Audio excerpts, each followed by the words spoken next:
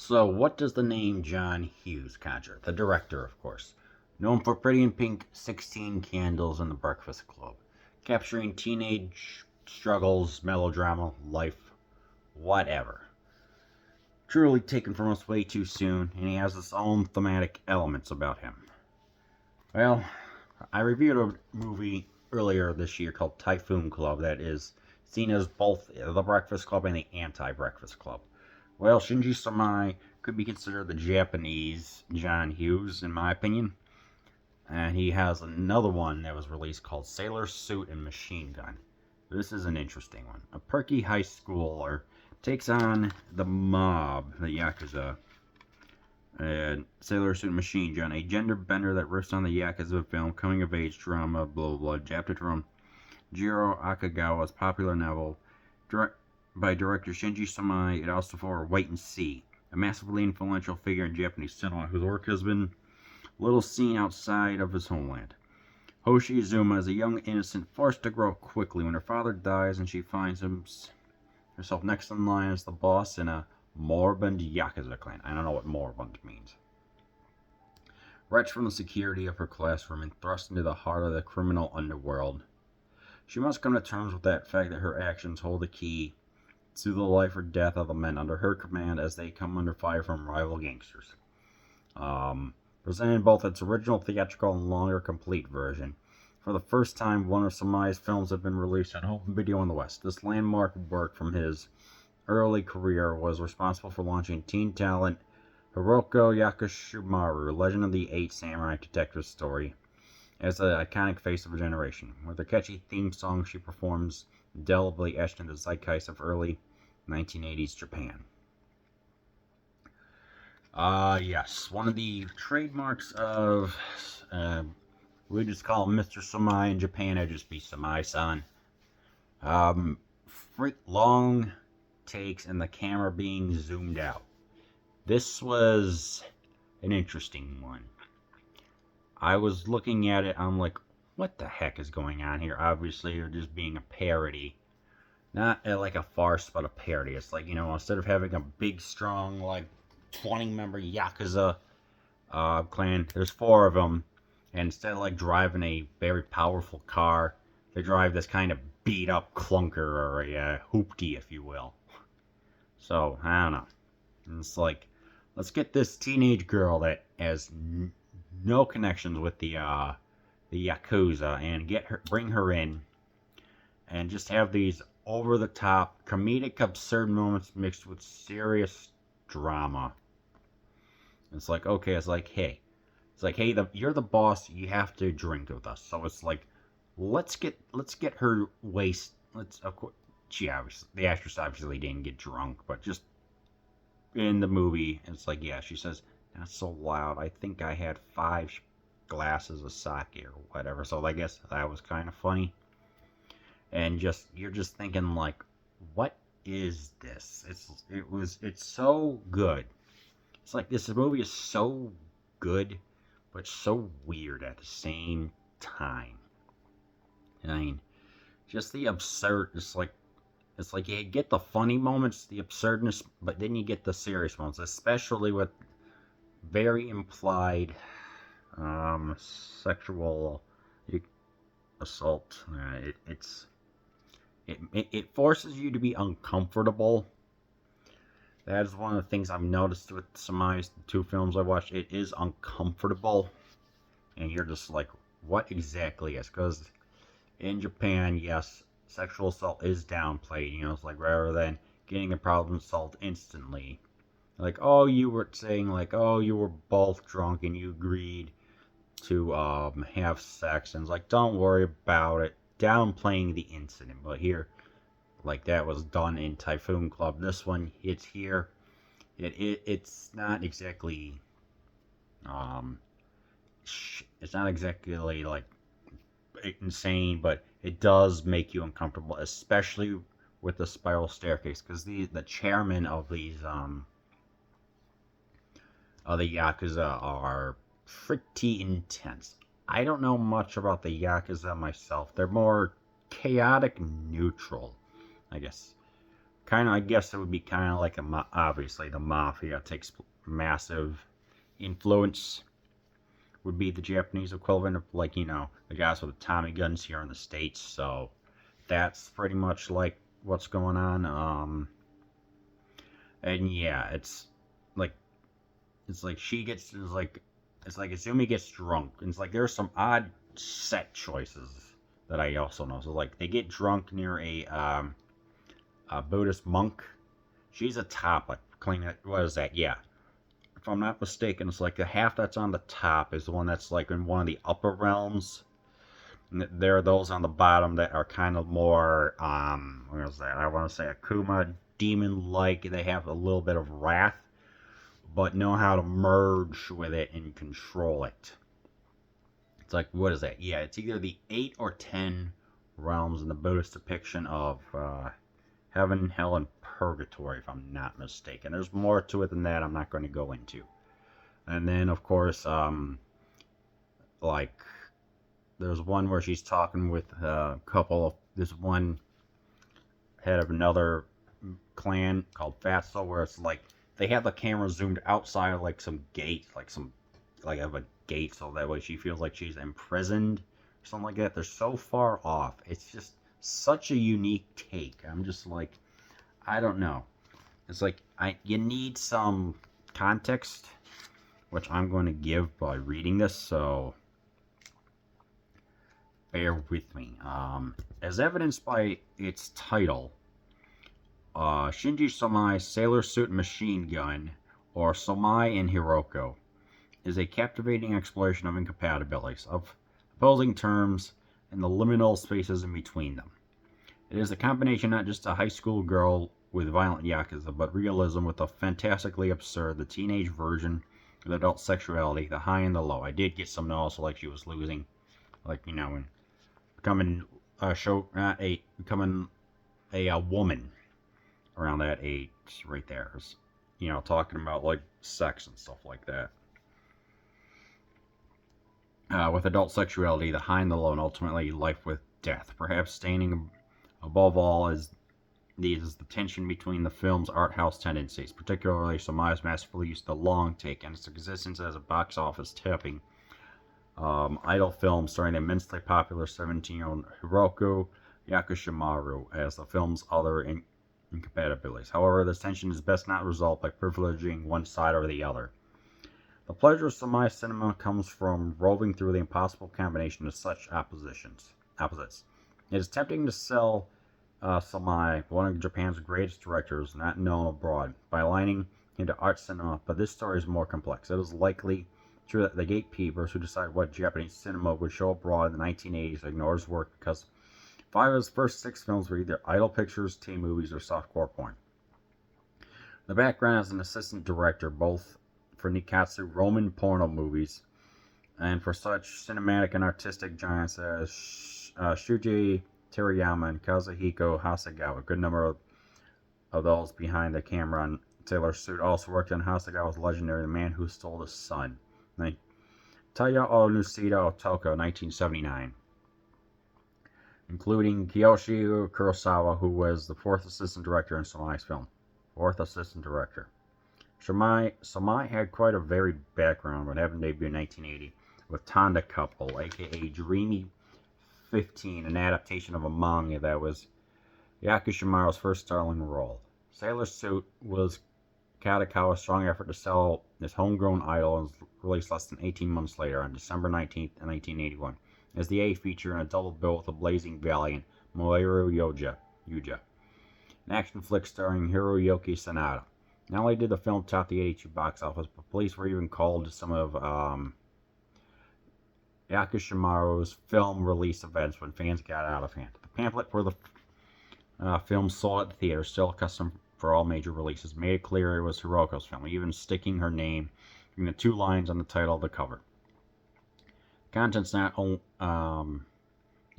only foreground her, but seem to emerge from her, as the first few pages essentially are Yakushimaru's voice commenting on the film, including Somai's already famous long takes. A theme in the essays penned in such figures as Nobuhiko Obayashi, who directed her previously in School and the Crosshairs, Nero Rita Gakuen, 81, and the photographer Kinshin Shinoyama was that through this movie, Yakishimara had grown up and become a true actress, declaring that the sailor suit school uniform still fit her best. Producer Haruki Kadakawa wrote in the pamphlet that Hiroko exhibited the beauty of that off-season, no man's land, between ages 16 and 18.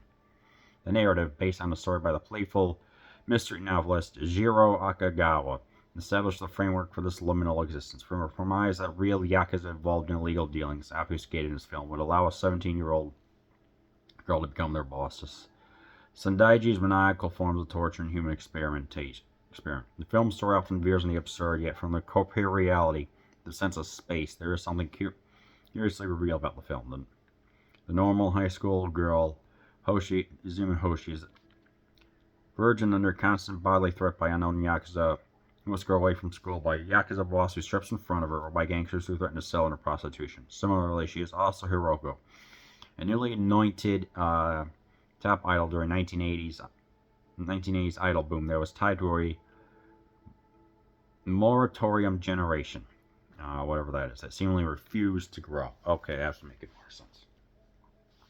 This is epitomized by shoujo, where teenage girl culture was celebrated those years before adulthood and normative adult heterosexuality, which contributed to many cultural phenomena, from Hello Kitty to girls' comic shoujo manga, making Hiroko an adult and actress more than an idol, but narrating a tale of Izumi growing up. So throughout, she's confronted not just with adult responsibility, leading a gangster mob and a war over heroin, but also the possibility of adult sexuality, especially in the figure of Mayumi, who is played by the Roman porno veteran, Roman short for romance, not like the Romans of Roman Reigns, Yuki Kazamatsuri, existing in a script penned by Yozo Tanaka, who also wrote for Roman porno and also for Seijun Suzuki. Izumi is a shoujo dunked up and down into an adult world. There's an interesting scene where she's like gotten some like thrill ride thing where she's being dunked up and down, and it's just like, she said it was scary, but she also withstood it. It was a bizarre scene, but it made her tough. Yet Sailor Suit and Machine Gun is not from Sailor Suit to Machine Gun. There is a progression from one to another, but a contradictory, if not paradoxical, coexistence of incomparable states. Our first view of Izumi is in her sailor school uniform, but she is singing "The Woman of the Kashba," a 1955 song originally sung by Kuinida Ito about a prostitute shedding tears for her lover in the Foreign Legion during the Algerian War. It was a passionate love song, and Mayumi also sings, was the first of many temporal reversals in the film. Izumi sings this old song before meeting the woman whom the detective says she herself was a prostitute. Izumi thus exhibits sexual and asexual shoujo and adult tendencies from the start. The song also establishes the themes of rain and flowing water, already introduced in the previous rain-drenched scene that run throughout the film. The soundtrack, which are tied to Izumi throughout her name, which means water spring. But the fact you see our first one, several extreme high-angle shots, underlines that Izumi is a collection of myriad of incompatibilities. The bird's eye view is linked to the other name, Hoshi, which means star, and introduces another set of dominant themes of high and low, from Hamigushi's skyscraper off of Sandanji's underground lair, and the motions in between. That is, it is Izumi who most literally goes up and down the film, especially when Sakani's crane, that's it, repeatedly plunges underwater, underlies her function as a mobile turn between opposites. We in fact see her first up close literally assuming the position of the bridge in gymnastics. Kind of like how, look at how Bray Wyatt does his interesting walk. It scares the other, quote unquote, scares the other wrestlers. Which literally literalizes the fact that Izumi, in addition to compelling reversals, to us her face is initially upside down, exists to bridge such abilities as soldier and adult, virgin and sexual, high and low. That makes Izumi somewhat of a cipher, literally substituting for her dead father as a gang boss. She is a substitute in a movie that belongs with a comical replacement, a vet for a doctor. Continues with other substitutes, Rain for Tears, etc., fake identities, and costume play. Mirrors often function in the film to complicate identities, especially with the long take at the bar, where it takes us to learn that what we first viewed was in fact a reflection in the mirror. And a continuation of the shot at the crematorium, Izumi tells her friends that father, she was a daughter, wife, and mother. Throughout the film, we see Izumi is sliding in his various roles, most often that of a mother to her Medaka underlings, especially May. She even assumes the position of a bodhisattva. Jizo Basatsu, Siddhi Gabra, appropriately the bodhisattva traveling at the start of the legendary long-taken Shinjuku. Zubi doesn't appear to possess perhaps divine power to soften most corrupt hearts, as he has the murderous Kuroki confesses his affection for her before dying. Yet as a vessel encompassing opposites, Zumi is seemingly an angel of death, and every male adult who comes to her, especially Hiko and Mei, who become physically close to her, soon suffer violent death. What is Azumi at the conclusion? In one sense, she returns to the start playing with her buddies in high school as if nothing happened. She also has her first kiss, albeit with a dead man. It even goes and turns as Marilyn Monroe in The 7-Year Itch, wearing her school uniform with bright red high heels, both grown and still a child. Azumi/Hiroko walks in front of the Shinjuku Isetan department store, passing real people who actually did not know this was a film shoot, while also playing at shooting imaginary machine guns. Reality and artifice thus also mix, as the film concludes with many of its contradictions and incompatibilities still in place. It is important that the film ends with a long shot. Long takes and what is most appropriate approximates on the level of style Azumi Hiroko's own encompassing of contradictions. Samae was renowned for his long takes, but his approach to the form differed from that of Kenji Mizoguchi, Japan's most famous practitioner of that style. Whereas Mizoguchi's long takes work through the tension between realism and artifice, between aesthetic distance and emotional reaction. Samae's work through different tensions. His attachment, evident in Sailor Suit, is an independent camera spying from outside windows, is less aesthetic and more self-conscious, culminating in the Hamaguchi office full of memorabilia and productions of his old Toei Jidaigeki. That may explain how the long takes of Japanese cinema from the 1990s on, which I have called the detached style, owe much more to Samae than to Mizoguchi. Yet, the distance operates in Samae as it does in the extreme long take of Azumi and Sakuma, framed on a rooftop, brightening the game's belongings amidst an everyday world that cares nothing for their pain. A shot that enables, as Takafumi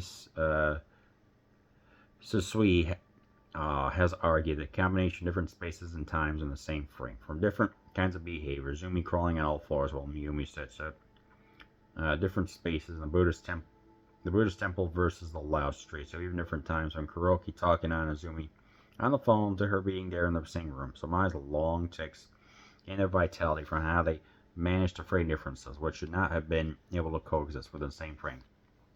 Shots themselves embody contradiction in the very form, as Samae's long takes combine both the realism and contradiction's very form.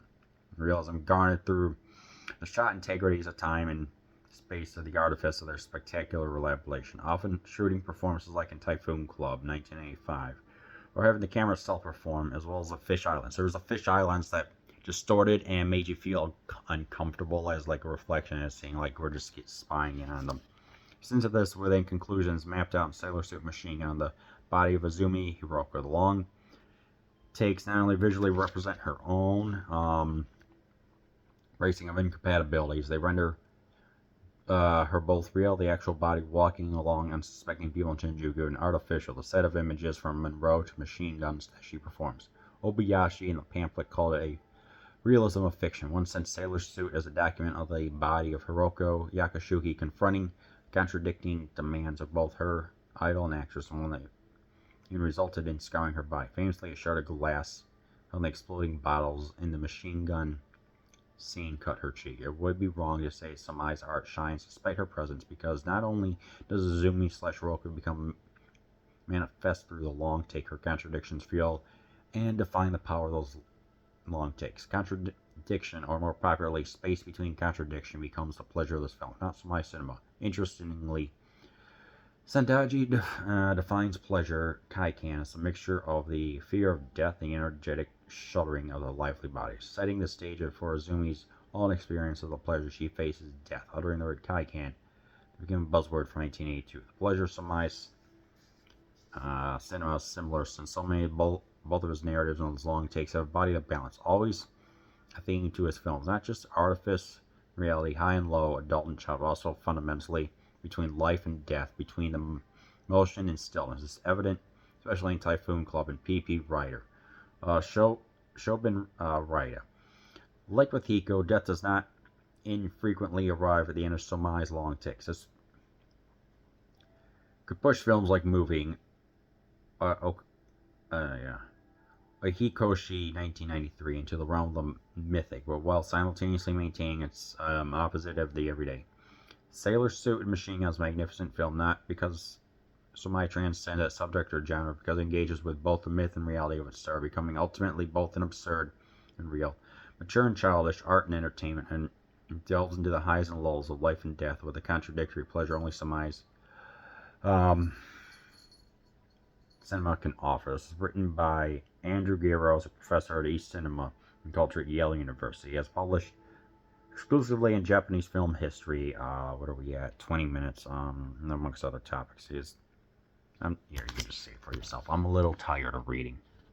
So it's pretty much a movie about growing up and understanding this is during the time when, like, teenagers often face the most difficult times of their life, and we get a lot of scenes that we both feel like they were spying in and trying to understand what's going on, and seeing her literally just go from, like, I guess an ingenue would be the word, to literally becoming, a chairwoman, and we get to see her grow, we get to see her mature into what was pretty much described in there, but at the same time, how they can't talk about death, and it's like, it's like we're all Yakuza.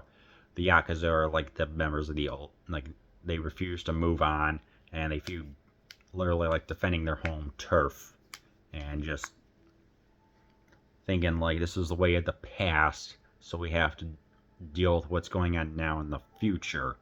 So that's pretty much how I interpreted this. So yeah, in between the 12 minutes of liner notes that I read, if you want a movie that is just so, is like, yeah, you got the anime style artwork here, and you got a clown and stuff like that. I mean, it's such a artifice and mythic and real at the same time. I really do recommend, like with keeping what I said, do a little research on it. I do recommend that you watch Sailor Suit and Machine Gun.